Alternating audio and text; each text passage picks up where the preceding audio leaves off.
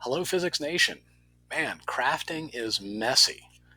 I'd like to go on a little tour of all of the fun activities we've done during quarantine. It all started with projectile motion. We tried to measure free fall acceleration. You only need two measurements. You need distance and you need time. Most students have access to a smartphone, but you don't need a smartphone, and that's been one of our themes. There's always a plan B. There's always an alternate solution. Galileo and Christian Huygens figured out how to tune a pendulum to a very particular frequency. And like I said, if you don't have a stopwatch, everybody has a pendulum, right? So after that, we did some work. We actually did some exercise. We lifted ourselves over and over again on a chair. I had a luggage scale, but most people know their weight. So that added another measurement, force. What was experiment 3? Oh, projectile motion. That's right. I actually stole this idea from the internet. You can make a little do-it-yourself projectile launcher with a rubber band and, whoops, some clips and a milk cap. Come on. There we go. My kids made me a little trophy for getting above 20 subscribers. What was 3? Oh, a sundial. Excuse me. Lab 4 was a sundial. So all you need is a vertical stick, and again, we're measuring distance. We actually took a little detour and made a tape measure, a metric tape measure, because sometimes you need to measure really big distance. If you want to measure really, really big distances, trundle wheel is great. We made our first cardboard craft. This is a trundle wheel. Every one time it rotates, you roll out one circumference of distance.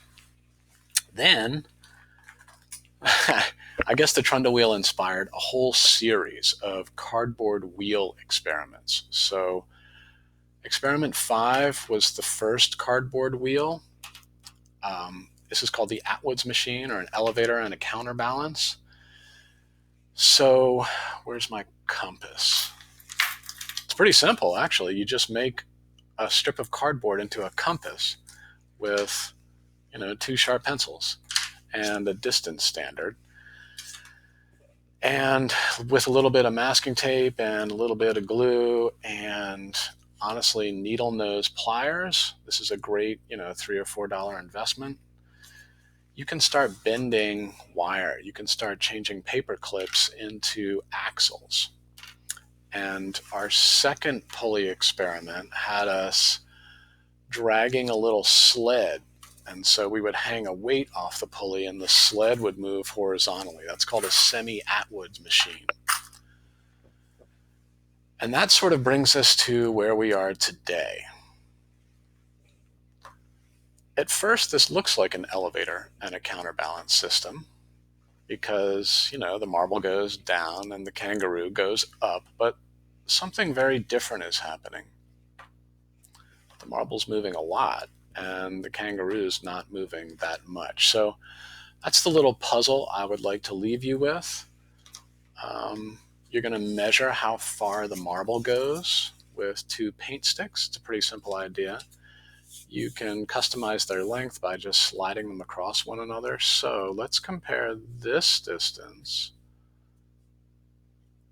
Right, that's how far the marble drops. Let's just tape that up. That's how far the marble drops, this distance right here, to this distance. How high the kangaroo goes. Right, let's see, right there.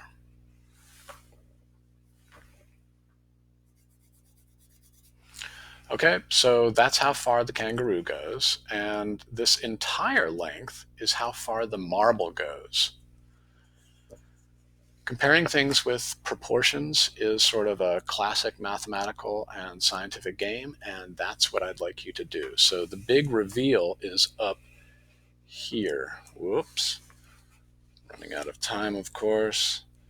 That is how the marble moves so much and the kangaroo moves so little. Happy crafting. See you in the next video.